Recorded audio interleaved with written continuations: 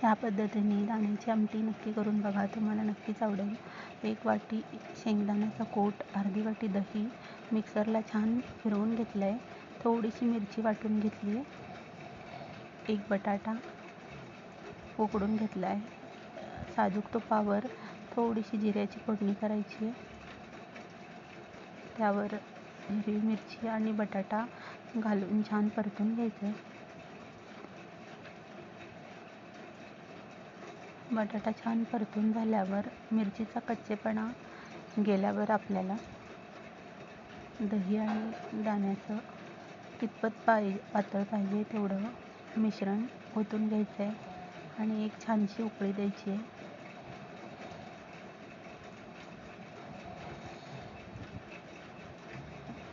खाण्यासाठी तयार.